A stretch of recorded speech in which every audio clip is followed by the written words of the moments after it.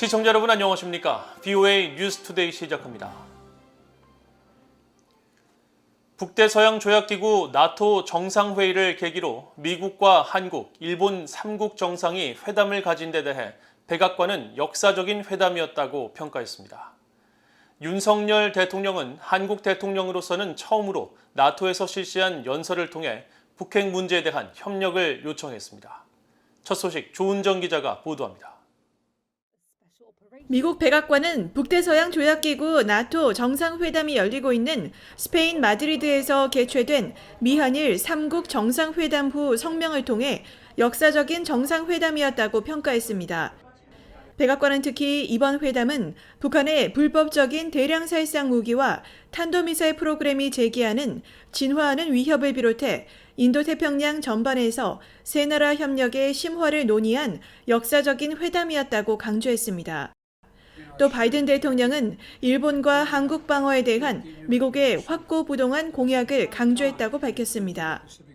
한국 대통령실 관계자는 현지 브리핑을 통해 한미일 안보 협력이 오늘로써 복원됐다고 평가하고 오늘 3국 정상회담은 안보 논의에 집중했다고 밝혔습니다. 앞서 윤 대통령은 대북 공조 강화에 대한 미한일 3국의 공감대를 강조했습니다. 한미일 간에 이런 북핵 위기와 관련해서 안보 협력을 강화해야 된다는 공감대는 가지고 있고 그 안보 협력은 북핵이 고도화될수록 점점 더 강화되는 것으로 귀결될 것이라고 저는 생각하고 있습니다. 윤 대통령은 한국 대통령으로는 처음 실시한 나토 연설에서도 북한의 핵 문제 해결을 위한 협조를 당부했습니다. 특히 북한을 비핵화의 길로 끌어내기 위해서는 무모한 핵과 미사일 개발 의지보다 국제사회의 비핵화 의지가 더 강하다는 것을 분명하게 보여줘야 한다고 밝혔다고 대통령실 관계자가 설명했습니다. 또 한국은 이제 역량을 갖춘 국가로서 국제사회에서 더 큰 역할과 책임을 다하겠다고 밝혔습니다. 나토는 인도태평양 국가들과의 협력 심화를 거듭 강조했습니다. Important thing in itself that they all have been represented for the first time at the NATO summit at the level of heads of state and government. We share the same values, we share many of the same threats. 이런 가운데 미국과 유럽의 집단 안보 체제인 나토 회원국 정상들은 앞으로 10년간 나토가 처한 안보적 도전과 이에 대처하기 위한 정치적 군사적 임무를 담은 새 전략 개념을 채택했습니다. 새 전략 개념은 특히 러시아와 중국의 위협과 북한이 제기하는 위협을 지적했습니다. 특히 북한과 이란은 핵과 미사일 프로그램을 계속 개발하고 있으며 시리아, 북한, 러시아는 비국가 활동 세력과 함께 화학무기 사용에 의존해 왔다고도 밝혔습니다. VOA 뉴스 조은정입니다. 미국이 북한의 핵과 미사일 프로그램 개발을 위한 자금 전용을 차단하기 위해 북한 개인과 기관에 대한 제재 확대를 추진 중인 가운데 한국 정부도 관련 방안을 협의 중인 것으로 알려졌습니다. 한국 대통령실 관계자는 29일 나토 정상회담이 열리고 있는 스페인 마드리드에서 진행된 브리핑에서 최근 제이크 설리번 미국 백악관 국가안보보좌관이 미한일 정상회담에서 새로운 형태의 대북 제재 방안이 논의될 것이라고 밝힌 데 대해 관련 논의가 정상회담에서 다뤄졌느냐는 질문에 이번 미한일 3국 정상회담에서는 논의되지 않았지만 미국과 한국 사이에 북한의 개인과 기관에 대한 제재 확대 계획이 준비되어 있는 것으로 안다고 말했다고 연합뉴스 등 한국 언론들이 전했습니다. 그러면서 미한 양국이 북한의 7차 핵실험 등 추가 도발에 대한 대응 방안을 협의 중이며 그런 차원에서 북한의 중대한 추가 도발 시 북한의 개인과 기관에 대한 제재 확대 방안을 양국이 함께 협의하고 있는 것으로 알려졌습니다. 북대서양조약기구 나토 정상회담을 계기로 미한일 정상회담이 개최되면서 앞으로 한국과 일본의 관계 개선이 어떻게 펼쳐질지 관심이 모아지고 있습니다. 미국 내 전문가들은 한일 양국 간 결속은 대북 억제와 세계 질서에 도전하는 중국을 견제하기 위해 중요할 뿐만 아니라 북한 위협에 대응한 양국의 공동 이익에도 부합한다고 분석했습니다. 안소영 기자가 보도합니다. 조 바이든 미국 대통령을 가운데로 하고 한국의 윤석열 대통령과 일본의 기시다 후미오 총리는 마주보며 양쪽에 앉았습니다. 4년 9개월 만에 이루어진 미한일 정상회담에 대해 백악관이 역사적인 정상회담이라고 평가할 만큼 삼국 공조가 강화된 장면입니다. 특히 한국과 일본 정상은 이번 나토 정상회담에서 4차례나 대면하면서 관계 개선의 필요성에 대한 공감대를 확인한 것으로 전해졌습니다. 한일 관계 개선 움직임에 대해 크리스토퍼 존스턴 전 백악관 국가안보회의 동아시아 국장은 한일 간 협력 관계는 바이든 행정부의 최우선 과제라고 말했습니다. 아시아에서 가장 가까운 미국 동맹국들 간의 강력한 연대는 중국과 러시아의 규칙에 기반을 둔 질서 약화 시도에도 이를 유지하고 북한의 위협을 억제하는 데 매우 중요하다는 겁니다. 에반스 리비어 전 국무부 동아태 수석 부차관보는 점증하는 북한의 핵과 탄도미사일 위협 속에 대북 억제 강화를 위해서는 미한일 3국의 협력은 기본이며 한일 양국 간 긴밀히 소통해야 한다고 강조했습니다. 특히 윤석열 한국 대통령은 보다 긴밀한 한일 관계와 미한일 관계에서 한국 안보에 대한 중요성을 인식하고 있다면서 함께 노력하고 전략을 짜며 연합훈련을 실시하고 정보와 첩보를 공유하는 것이 급선무라고 지적했습니다. 제임스 주말트 전 국무부 동아태 담당 부차관보는 공동의 이익 증진을 위해 한일 관계는 필수적이라고 강조했습니다.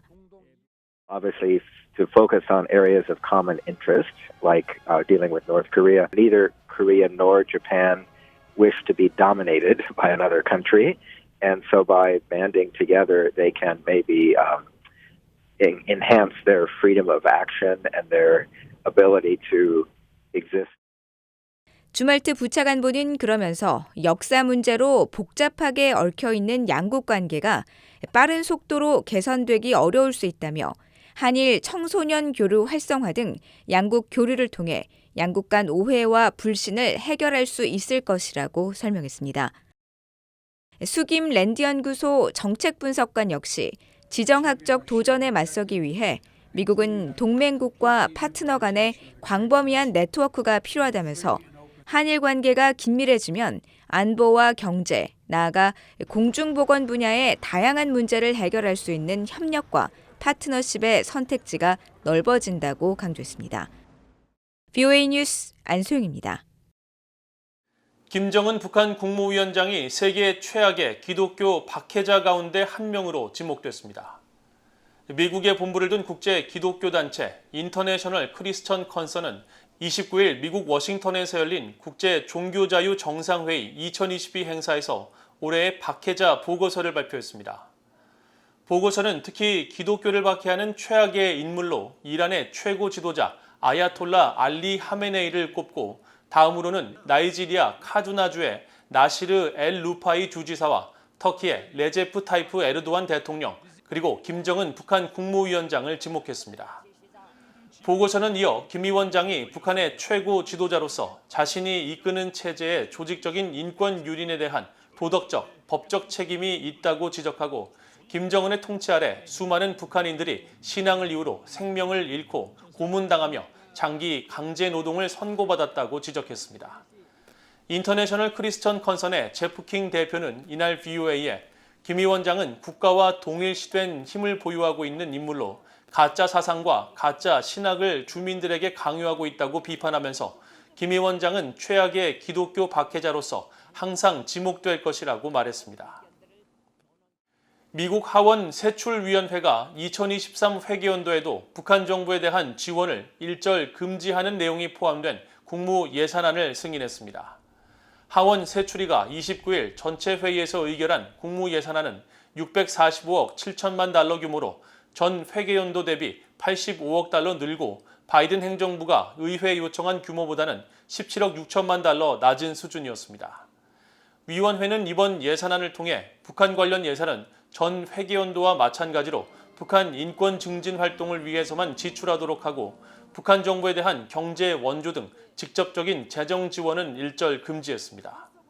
구체적으로 북한 정부가 아닌 북한 인권 증진 활동을 위한 예산 지출은 민주주의 기금과 경제 지원 기금을 통해 집행되도록 했고 대북 방송 시간은 새 회계연도에도 전년도 수준 이상으로 유지하도록 했습니다.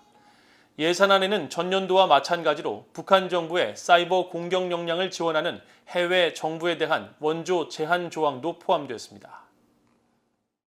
지난 2002년 서해상에서 북한군의 기습 공격에 맞서 승리를 거둔 제2연평해전 승전기념 행사가 열려 참전 용사들의 희생과 헌신을 기렸습니다.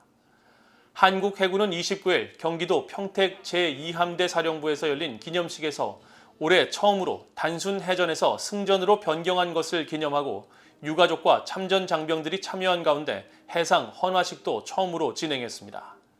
이종섭 한국 국방부 장관은 이날 기념식에서 제2연평해전 당시 북한군 공격으로 전사한 참전 용사 6명의 이름을 부르면서 연평해전 영웅들이 이룩한 승리의 역사를 계승할 것이라고 밝혔고, 박민식 보훈처장도 북한이 도발할 수 없는 강한 안보 태세를 확립하는 것이 서해 수호 영웅들의 희생에 진정으로 보답하는 길이 될 것이라고 말했습니다.